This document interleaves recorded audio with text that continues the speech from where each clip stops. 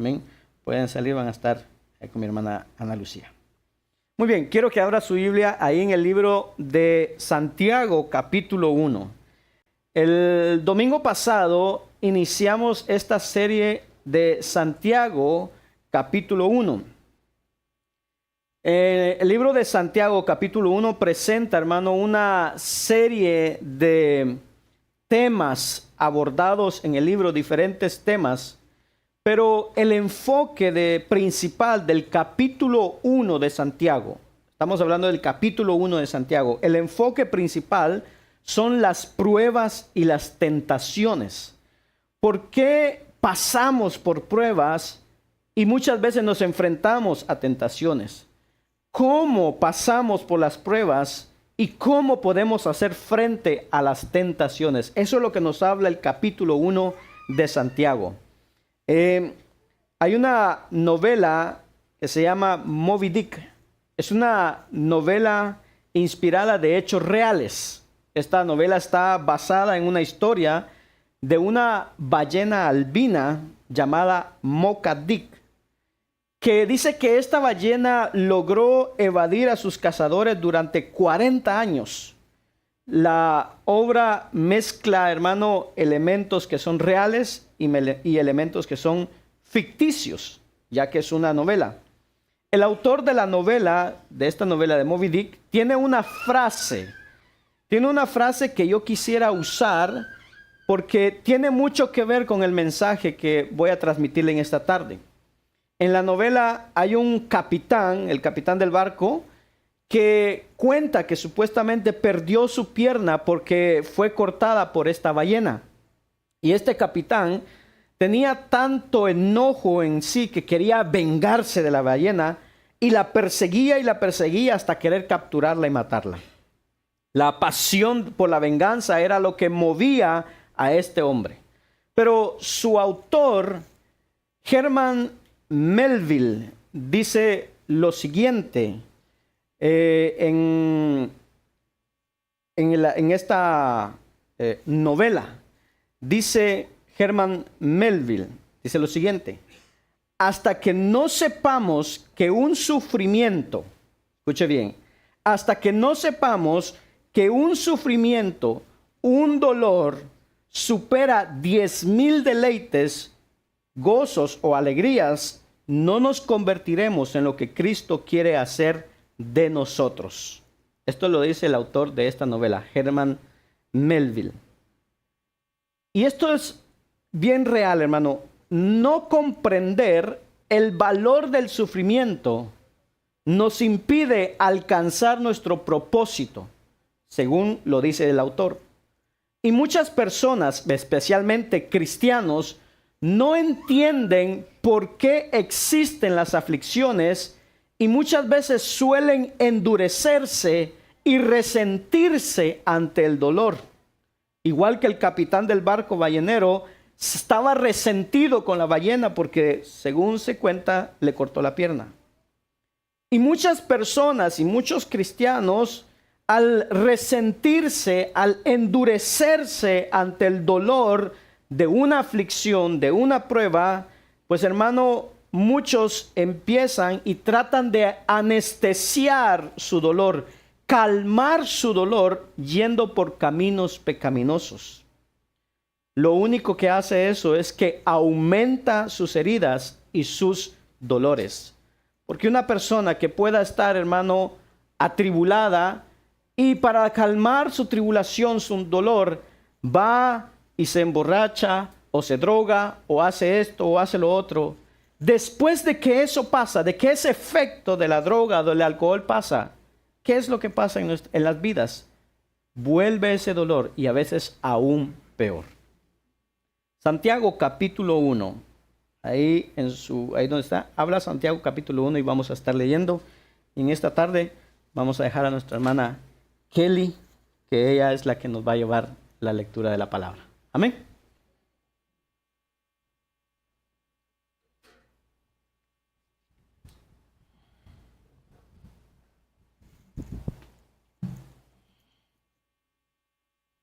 Santiago, siervo de Dios y del Señor Jesucristo a las 12 tribus que están en la dispersión. Salud. Hermanos míos, tened por sumo gozo cuando os halléis en diversas pruebas, sabiendo que la prueba de vuestra fe produce paciencia. Mas tengan la paciencia su obra completa, para que seáis perfectos y cabales, sin que os falte cosa alguna. Si alguno de vosotros tiene falta de sabiduría, pídala a Dios, el cual da a todos abundantemente y sin reproche, y le será dada.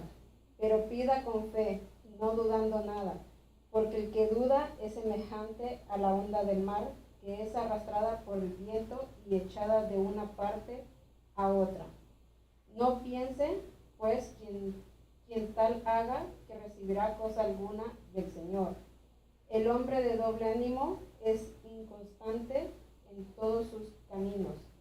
El hermano que es de humilde condición, gloríese en su exaltación, pero el que es rico en su humillación, porque él pasará como la flor de la hierba, porque cuando sale el sol con calor abrasador, la hierba se seca, su flor se cae y perece su hermosa apariencia. Así también se marchitará el rico en todas sus empresas. Bienaventurado el varón que soporta la tentación, porque cuando haya resistido la prueba, recibirá la corona de vida que Dios ha prometido a los que aman. Cuando alguno es tentado, no diga que es tentado de parte de Dios, porque Dios no puede ser tentado por el mal, ni él tienta a nadie, sino que cada uno es tentado cuando su propia concupiscencia es atraído y seducido. Entonces la concupiscencia, después que ha concebido, da a luz el pecado, y el pecado, siendo consumado, da a luz la muerte. Amados hermanos míos, no erréis. Toda buena dádiva y todo don perfecto desciende de lo alto del Padre de las luces, en el cual no hay mudanza, ni sombra de variación. Él de su voluntad nos hizo nacer por la palabra de verdad, para que seamos primicias de sus criaturas. Porque por esto, mis amados hermanos, todo hombre sea pronto para oír, tardo para hablar, tardo para airarse, porque la ira del hombre no obra la justicia de Dios. Por lo cual, desechando toda inmunidad y abundancia de malicia, recibid con mansedumbre la palabra implantada, la cual puede salvar vuestras almas. Pero sed hacedores de la palabra y no tan solamente oidores, engañándoos a vosotros mismos. Porque si alguno es oidor de la palabra, pero no hacedor de ella, este es semejante al hombre que considera en un espejo su rostro natural. Porque el que se considera a sí mismo y se va y luego olvida cómo era, mas el que mira atentamente en la perfecta ley, la de la libertad, y persevera en ella, no siendo oidor olvidadizo, sino hacedor de la obra. Este será bienaventurado en lo que hace. Si alguno se cree religioso entre vosotros y no refrena su lengua, sino que engaña su corazón, la religión del tal es vana. La religión pura y sin mácula delante de Dios, el Padre, está: visitar a los huérfanos y a la viuda en sus tribulaciones, y guárdese sin mancha del mundo. Amén. Incline su rostro donde está y vamos a orar, vamos a darle gracias al Señor. Amén. Padre que estás en los cielos, te damos gracias, Señor, en este momento que nos permites estar aquí. Padre, una vez más aquí en tu casa. Gracias, mi Dios del cielo, porque, Señor, hoy te hemos adorado, te hemos cantado, te hemos glorificado tu nombre, Señor. Te hemos honrado a ti con todo, Señor. Y ahora venimos delante de ti para que tú hables a nuestras vidas, a nuestros corazones, por medio de tu palabra, Señor, en el nombre de Jesús. Permite, Señor, que nuestra mente, nuestros oídos, nuestro corazón esté receptivo a tu palabra, Señor, y que esta palabra, Señor, pueda llegar a nuestras vidas, confrontar nuestros corazones, Señor, si es necesario, Señor, quebrantarlos, que los puedas quebrantar, pero que también tu palabra, Señor, sea ese aceite, Señor, en nuestras vidas, que las sana, Señor, que las unge y que las restaura, Señor. En el nombre de Jesús te lo pedimos. Espíritu Santo, yo te pido en este momento que me llenes de tu presencia, Señor, y que pueda ser un instrumento en tus manos para impartir tu palabra, Señor. En el nombre de Jesús, gracias te damos. Amén y amén. Y repetimos todos juntos, amén, fuerte. Jesús dijo, yo soy el camino, la verdad y la vida. Por lo tanto, no hay camino, no hay verdad y no hay vida sino en Jesús. Amén. Puede sentarse, puede tomar su asiento. Amén. Gloria al Señor. El resumen de esta enseñanza dice así: las pruebas y aflicciones son inevitables. Amén. Las pruebas y las aflicciones son inevitables. Y Dios pretende que ambas formen su carácter en nosotros. Oiga lo que hacen las pruebas y las aflicciones. No es para quejarnos, sino que es para que Dios forme su carácter en nosotros. Repito la cita que les dije al principio.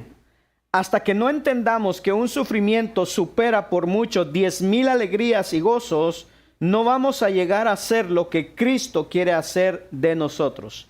Piense por un momento en alguno de los momentos más felices que usted vivió. Puede ser, hermano, el día de su boda, la noche de su boda. Tal vez los jóvenes, los muchachos pueden pensar en un viaje o cuando tuvieron su permiso de conducir. Hermano, pero le hago una pregunta. ¿De qué manera la noche de su boda hizo crecer su carácter? Creo que no hizo nada. Quizá fue el día en que nació nuestro primer hijo, ese gozo que experimentó, ¿de qué manera transformó su carácter? Y así podríamos considerar cualquier experiencia de alegría, placer o satisfacción que hayamos tenido y cómo esas experiencias afectaron nuestro carácter. Es posible que el día de la boda, hermano, no haya producido cambios significativos en el carácter, pero las dificultades que vivimos dentro del matrimonio que vinieron, esas sí contribuyeron al desarrollo de nuestro carácter. De igual modo, el nacimiento de un hijo, hermano, pudo haber generado un gran alegría, gran gozo, sin modificar el carácter de inmediato. Sin embargo, los desafíos que vinieron después de tener a nuestros hijos, la cambiadera de pañales en la noche, yo le aseguro que eso ha influido en el desarrollo de la paciencia, del amor incondicional y otras cualidades hacia nuestros hijos. Entonces los placeres y alegrías son pasajeros, estimulan nuestras emociones y hasta nos pueden hacer soñar, pero rara vez nos llevan a reflexionar sobre el propósito de la vida, ni nos aportan sabiduría, ni introspección o amor incondicional hacia los demás. Porque para eso necesitamos, oiga bien, para nosotros experimentar, poder tener sabiduría, poder reflexionar sobre nosotros mismos, necesitamos el dolor, el sufrimiento, la pérdida, las decepciones y los sinsabores. Y esa es la razón por la que Santiago, cuando escribe su carta, para aquellos que eventualmente la leerían o la escucharían, él dice esto, Santiago capítulo 1, versículos 2 al 4, dice: hermanos míos, estos eran cristianos, hermanos míos, tened por sumo gozo cuando os halléis en diversas pruebas, sabiendo que la prueba de vuestra fe produce paciencia, mas tenga la paciencia su obra completa para que seáis perfectos y cabales, sin que os falte cosa alguna. El mensaje de hoy lo vamos a centrar en estos dos versículos y el próximo domingo tendremos la segunda parte de este tema. En estos 3 versículos, Santiago destaca una actitud clave ante las dificultades. Santiago también explica la razón para adoptar esa actitud frente a las dificultades y también nos explica el propósito de enfrentar pruebas con la actitud que él nos describe en el versículo 2. Y entonces vamos a analizar estos aspectos. Número 1, la actitud frente a las pruebas. Letra A es una actitud racional, no emocional. Verso 2 dice, hermanos míos, tened por sumo gozo cuando os halléis en diversas pruebas. Ahora ponga atención a lo que Santiago no está diciendo. Santiago no está diciendo, hermanos, ustedes deben anhelar las dificultades. No está diciendo eso. No está diciendo que nosotros anhelando dificultades es como nosotros desarrollamos gozo. O que nosotros debiéramos de estar saltando y danzando cuando la dificultad venga. No, no está diciendo eso. Porque cuando nosotros vemos a Cristo, hermano, Cristo no llegó a la cruz danzando, saltando y celebrando. Él llegó sudando gotas de sangre. En un momento dado de su sufrimiento, hermano, él estaba en una agonía que dijo, Dios mío, ¿por qué me has abandonado? Cuando Santiago dice que lo tengamos por sumo gozo, se trata de un mandamiento, de un imperativo, y es un verbo que se dirige, hermano, a cómo pensamos. No se trata de un sentimiento. Como cuando Pablo en Filipenses 2, con relación a Cristo, nos dice, haya pues en vosotros esta misma actitud, una actitud mental, una misma mente que hubo en Cristo. Entonces, las pruebas no nos hacen sonreír. No se trata simplemente de poner una cara feliz y fingir que todo está bien. De hecho, quizás no debería ser siempre, hermano, lo primero que salga de nuestra boca cuando estamos animando a alguien que está pasando por prueba y decirle, hermano, siéntase gozoso. Cuando la vida se derrumba sobre alguien, Santiago no pretende que le digamos, hermanito, ría, considérelo una alegría. No es eso lo que Santiago está diciendo. Santiago se está refiriendo a una forma de pensar con relación a las dificultades. El gozo al que Santiago se está refiriendo no es nada emocional, es racional. Es un gozo que resulta, oiga, de ver la vida completa a través del lente de la providencia de Dios. Es una vida que es vivida bajo la autoridad de Dios y para la gloria de Dios. El mandato de Santiago es considerar con sumo gozo las pruebas. Y es que nos desafía a repensar, hermanos, lo que normalmente consideramos como negativo. Cuando estamos pasando por un momento difícil, ¿qué es lo primero que viene a nuestra mente? ¿Para qué estoy pasando esto? ¿Por qué me está pasando esto? ¿Sí? Si somos sinceros, es lo que viene primero a nuestra cabeza. Pero Santiago quiere que nosotros consideremos eso. Considerar con sumo gozo no se trata de que agachemos la cabeza y bueno, pues esto me tocó vivir y no, ¿qué le voy a hacer? O tal vez que empecemos a quejarnos y a decir, Señor, ¿por qué me haces pasar por esto?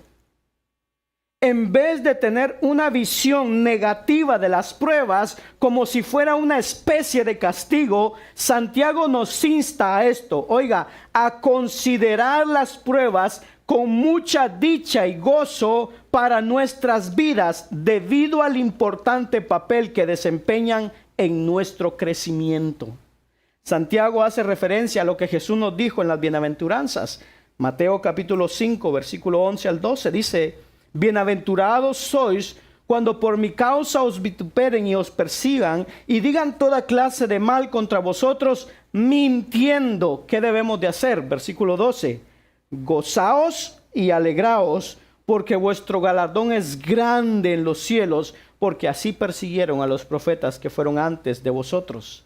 En otras palabras, Santiago nos está diciendo, no se amarguen a causa de las adversidades, más bien gócense. Qué difícil. En la Biblia, hermano, en la palabra de Dios, encontramos muchos ejemplos acerca de esto. En el libro de Hechos se nos describe cómo los apóstoles, Pedro y Juan y otros apóstoles, dice que ellos comenzaron a predicar la palabra y cuando comenzaron a predicar empezaron a ser perseguidos. Cuando llegamos al capítulo 5 de Hechos, resulta que cuando ellos empezaron a predicar, varios de ellos fueron apresados. Entonces salió un hombre ahí en Hechos 5 llamado Gamaliel. Y Gamaliel dice que cuando apresaron a los apóstoles, él les dijo a los que querían encarcelarlos, y no solo encarcelarlos, querían matarlos. Gamaliel les dijo, tengan cuidado con lo que van a hacer. Porque hubo una vez que vinieron otros de la misma forma y que al final no resultó nada y terminó todo. Pero Gamaliel les dice, pero por si acaso estos hombres están diciendo algo que viene de Dios, Gamaliel les dice, tengan cuidado. Y entonces dice que el concilio se reunió y determinaron, ok, los vamos a liberar. Pero, dijeron ellos, los vamos a azotar antes. Les van a dar latigazos. En Hechos, esto lo encontramos en Hechos 5:40. Y entonces dice que ellos fueron azotados y liberados. Eran 39 latigazos que les daban a ellos, a cada uno. Ellos salieron de ahí golpeados. Ahora, escuchen bien esto. Hay dos formas de reaccionar ante esa experiencia. Una es el drama y el trauma. Imagínense esto. Estos apóstoles llegan a predicar ahí, reciben latigazos, reciben, hermanos, desprecio. Y entonces ellos pudieron haber dicho, oiga, pero qué duro es esto. Uno comienza a predicar la palabra y apenas uno comienza a predicar, mira cómo esta gente nos trata, nos están queriendo latigar, nos están queriendo maltratar, uno queriendo hacerles un bien para que no se vayan al infierno, a la perdición, cualquiera los deja que se condenen. Esa es una forma de enfrentarlo. Eso es una forma de reaccionar ante las adversidades, pero hay otra forma de reaccionar. Y es una forma de aceptación y agradecimiento al reconocer que la cárcel y los latigazos estuvieron todo el tiempo en las manos de Dios que gobierna desde los cielos. Y eso es lo que encontramos en Hechos 5:41. Mire lo que nos dice. Y ellos salieron de la presencia del concilio. Oiga, después de haber recibido latigazos, escuche bien cómo salieron. Gozosos de haber sido tenidos por dignos de padecer afrenta por causa del nombre de Cristo. ¿Qué? Acaban de ser azotados 39 veces. No hay drama, no hay trauma, solo gozo ante la tribulación. Regocijándose, gozosos. Imagínense a Juan diciéndole a Pedro, Pedro, ¿puedes creer que el Señor nos consideró dignos de sufrir como Él sufrió? ¿Cómo es eso, hermano? Esta gente entendió algo acerca de la vida. Tenían una perspectiva de ver la vida que muchas veces nuestra generación no conoce y ni siquiera le interesa conocerla. La actitud mental que está hablando Santiago no es positivismo. Y esto es lo que muchas veces oímos en nuestras bocas, oímos en personas que son cristianas, que muchas veces cuando les viene una prueba, una dificultad, lo primero que dicen es, no, yo declaro que este problema se va. Yo decreto que esta situación cambia. Muchas veces hemos escuchado eso y hasta lo hemos dicho. ¿Le ha pasado que se pone a platicar con un hermano, con una hermana y le dice, hermano, fíjese que fui al médico y me dijo que me está empezando la diabetes, pero yo rechazo eso de mi cuerpo, no recibo ese diagnóstico en el nombre de Jesús. Hermano, no se trata de recibir o no recibir. Se trata que en medio de eso, hermano, hay una actitud que debo de tomar. Santiago nos dice que las pruebas nunca están fuera del control de Dios. Que cada prueba por la que pasamos está bajo la soberanía de Dios. Y Él logra sus propósitos a través de ellas. Y otra vez. La dicha de la prueba. La vida entera es una especie de prueba, es un test. Nos están probando, hermano, con la intención de que entendamos de que la causa de Cristo tiene un precio. Que la fe cristiana frecuentemente nos va a llevar a experimentar el sufrimiento. Pero por otro lado, los apóstoles que fueron, hermano, recibieron latigazos, también entendieron, oiga bien, que no hay sufrimiento que no sea digno de recibir por la causa de Cristo. Que cualquier aflicción que yo tenga que atravesar en mi vida, Cristo la vale, la cruz la vale, la causa de Cristo la vale y el cielo lo vale. Esa es la actitud que Santiago nos dice. Hechos capítulo 5 nos muestra exactamente lo que Santiago está enseñando. Ténganlo por sumo gozo. Ahora, hermano, esto de tener por sumo gozo, no creo, hermano, que cuando Pedro, Juan y los otros que estaban ahí siendo latigueados, que uno estaba al lado del otro y se estaban viendo y se estaban diciendo, Pedro, qué alegría tengo con estos latigazos que estoy recibiendo. No creo que eso estaba pasando por la mente de ellos. Pero tenían una actitud mental, una disposición, una forma de pensar.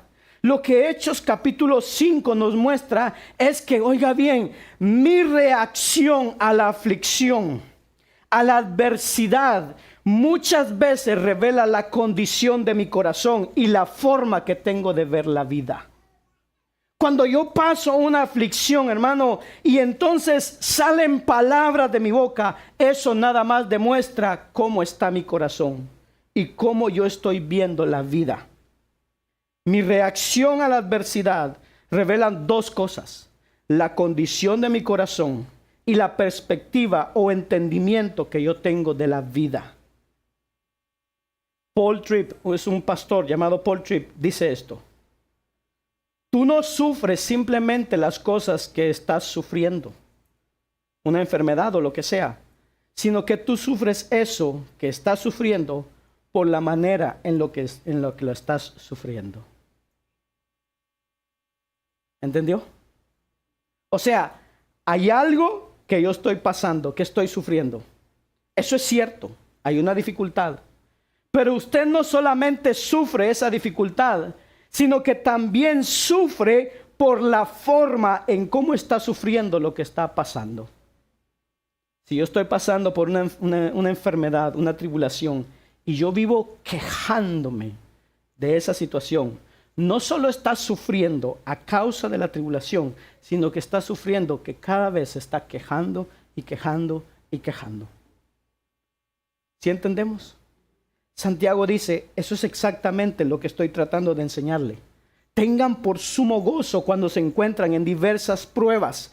Santiago no está diciendo que las dificultades son un gozo en sí misma. No, él no está diciendo eso. Él está diciendo que hay una forma de pensar acerca de las dificultades. Cuando Pablo en cierto momento dice, yo tengo como basura aquellas cosas que yo viví en el pasado, aquellas cosas que yo acumulé en el pasado, yo las tengo como basura por el privilegio de conocer a Cristo, yo las considero basura. Pero hermano, todo eso que Pablo vivió y todo eso que Pablo sabía, no es que era basura, sino que él las consideraba así, hermano, porque eso no superaba, hermano, la importancia de conocer a Cristo. Por eso Pablo dice, todo eso yo lo considero como basura. Y entonces creo que eso nos ayuda a entender cuál es el sentir de Santiago. Que nosotros podemos tener esa actitud que Santiago dice, oiga, si entendemos que las aflicciones forman parte del plan bondadoso de Dios para mí. Letra C. Las aflicciones son parte del plan de Dios. Las aflicciones forman parte del plan bondadoso de Dios para conmigo. El problema es que nosotros no sabemos poner las piezas del rompecabezas que están reveladas en la Biblia. Creo que probablemente, hermano, todos nosotros los que estamos aquí, todos ustedes dirían que Dios está en control de todo el universo. ¿Amén o no amén? ¿Verdad que sí? Y probablemente todos, si somos cristianos, diríamos que Dios es infinitamente bondadoso. ¿Amén o no amén? Bueno, si sumamos que Dios es bondadoso y que Dios controla todo, llegaremos a la conclusión de que si Él controla las aflicciones, ellas tienen que ser parte del plan bondadoso de Dios para con cada uno de nosotros. Porque Dios es bondadoso, pero Dios controla todo también. Escuche cómo el salmista lo escribió. Salmo 119, versículo 75. Oiga lo que dice. Yo sé, no yo me imagino, pueda ser. Yo sé, yo tengo la convicción. Señor, oiga, que tus juicios son justos y que en tu fidelidad, ¿qué dice? ¿Me has qué? Afligido.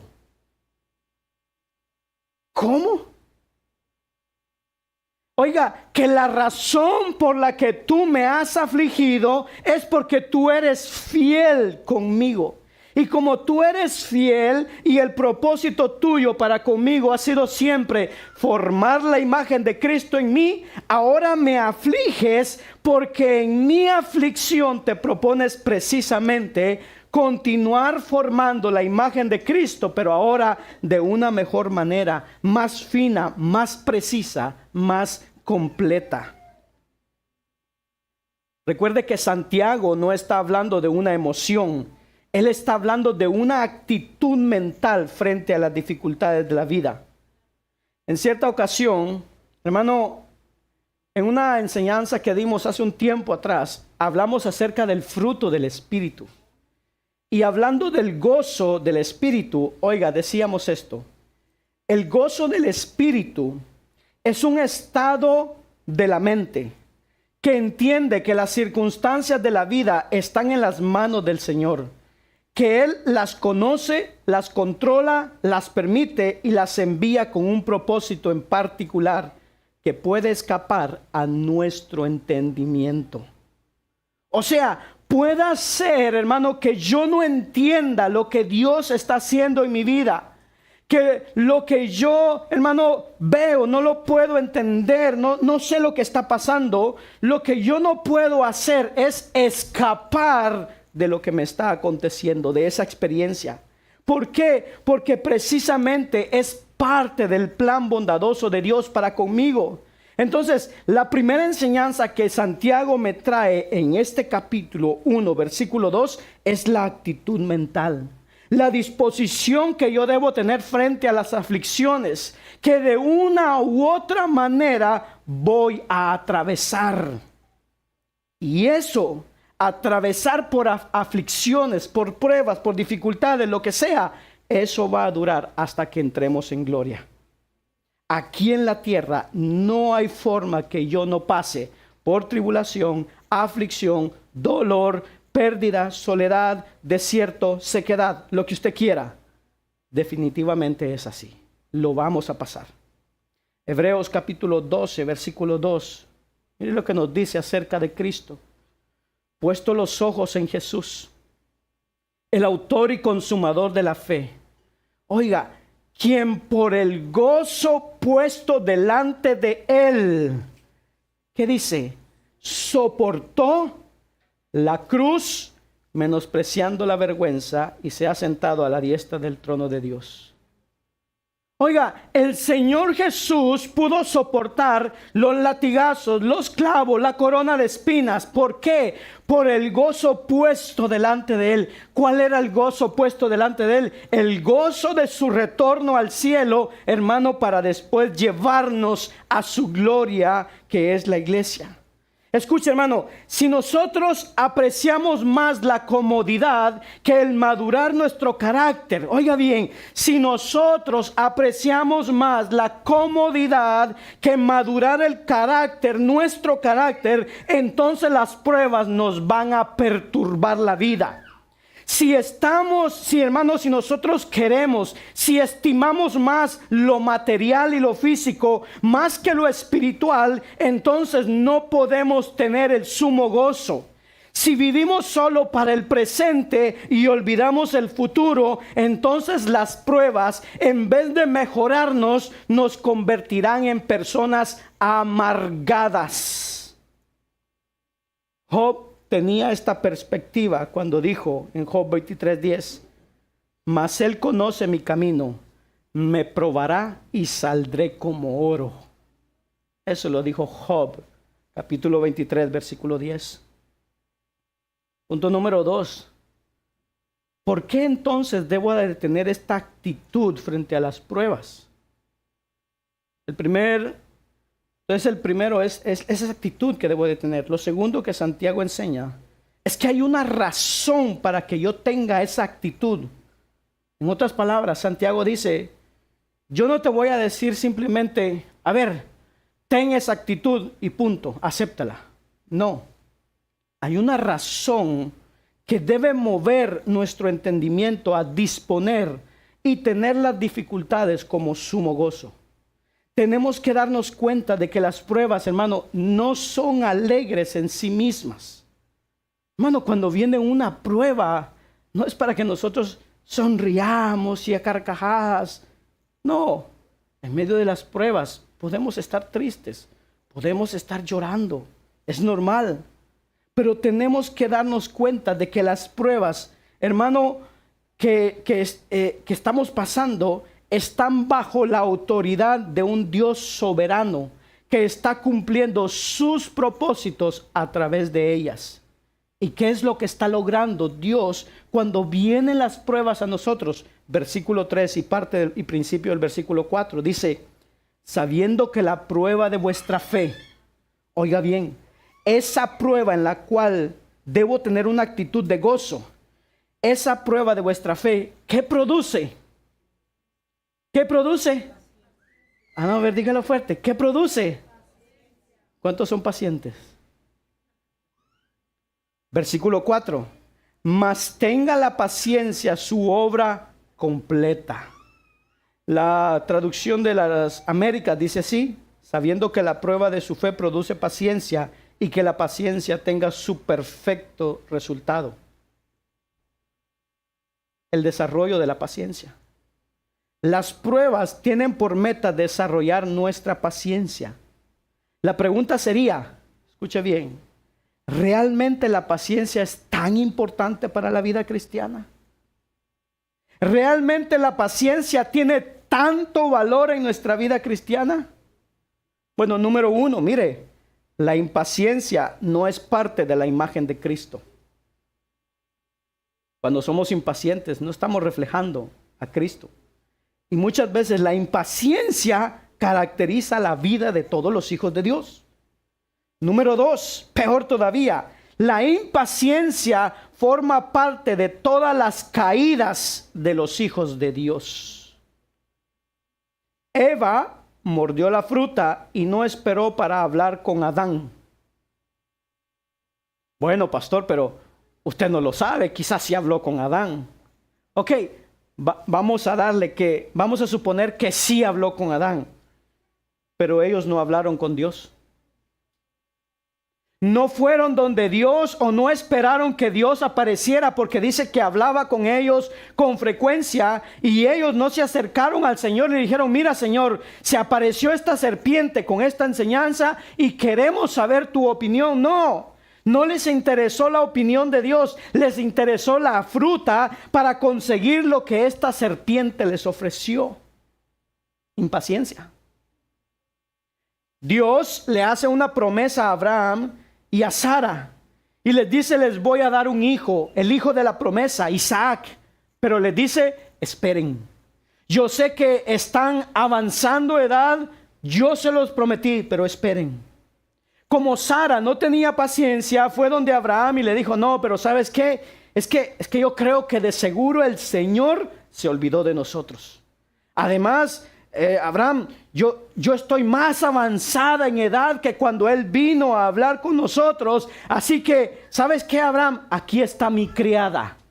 Toma a mi criada, tomamos este atajo y ten un hijo. La impaciencia. Y esa impaciencia todavía la estamos pagando en el Medio Oriente. El rey Saúl no tenía paciencia para esperar al profeta Samuel. Y como él quería ir a la guerra y él pensaba que el sacrificio era lo que le iba a garantizar el triunfo, en vez de esperar al profeta Samuel, quien era que podía ofrecer el sacrificio, Saúl no quiso, sino que ofreció el sacrificio él mismo y perdió el reino en una noche, en una decisión, en una sola, por la impaciencia. Y usted dirá, qué fuerte eso, porque de seguro él como rey tuvo muchas decisiones que tomar. Sí, pero es en una sola que lo perdemos todo. Fue una sola fruta, fue una sola criada lo de Sara. Y no solamente una sola criada, una sola noche y una sola acostada. Y fue un solo sacrificio el de Saúl que le hizo perder todo. Escuche, si no sabemos esperar el tiempo de Dios para hacer las cosas de la manera de Dios, con los recursos de Dios, continuamente seremos un estorbo para Dios. Pero Dios no se deja estorbar. Jonás fue enviado para predicar a Nínive. Pero Jonás se convirtió en un estorbo para Dios. Y como Dios no se deja estorbar, le envió un pez grande, que muchas veces decimos que es una ballena. Hermano, y cuando yo me convierto en un estorbo para Dios, siguen viniendo las ballenas a nuestras vidas. Escuche esto. Nuestro problema con la paciencia es que nosotros oramos y le pedimos a Dios algo. Y a la semana, hermano, nos encontramos con un hermano, con una hermana, y le contamos el problema. Y mire, hermano, estoy pasando por esto. Y el hermano le dice, oiga, pero ¿usted ya oró? Y entonces le respondemos, sí, tengo una semana de estar orando. Y el Señor no ha dicho nada. A la semana de haber empezado a orar. Hermano, estamos hablando de un Dios que existe fuera del tiempo y del espacio, y que para Él un día es como 1000 años, y 1000 años como un día, y a la semana estamos impacientes porque no nos responde. Debemos entender la importancia de la paciencia. Por eso es lo que Santiago, hermano, eso es lo que Santiago me está diciendo, que la aflicción produce en mí. Y por esa razón yo debo considerar los sufrimientos y las aflicciones con sumo gozo. La paciencia, hermano, se cocina a fuego lento. Y ese fuego no es otra cosa que las pruebas que llegan a nuestras vidas. Termino con esto. Primera de Pedro, capítulo 4, versículo 12. Amados, no os sorprendáis del fuego de la prueba que os ha sobrevenido, como si alguna cosa extraña os aconteciese. Oiga lo que Pedro está diciendo. Pedro nos está diciendo, hermanos, yo no entiendo. A ustedes les ha llegado un fuego de prueba, una aflicción. En este caso era la persecución. Dice, y ustedes están reaccionando como que esto fuera extraño. Como a veces nosotros pensamos, no, yo soy cristiano, a mí no me tiene que pasar nada. Porque yo soy cristiano, yo soy el hijo de Dios. Yo soy el príncipe de Dios. Las hermanas dicen, yo soy la princesa de Dios. A mí no me tiene que pasar nada. Y dice, Pedro dice, no se sorprendan del fuego de la prueba como que esto fuera algo extraño. Oiga, como que si no se lo hicieron a los profetas del Antiguo Testamento, o como que si esto que ustedes están pasando no se lo hicieron al Señor Jesús. Pedro dice, no se sorprendan De hecho, ese fuego ha llegado para probarlos, a ver quién es quién. Eso es lo que Pedro me está enseñando. Y Pedro está diciendo que esta prueba es como un fuego. Dios está tratando de desarrollar su paciencia y la mía.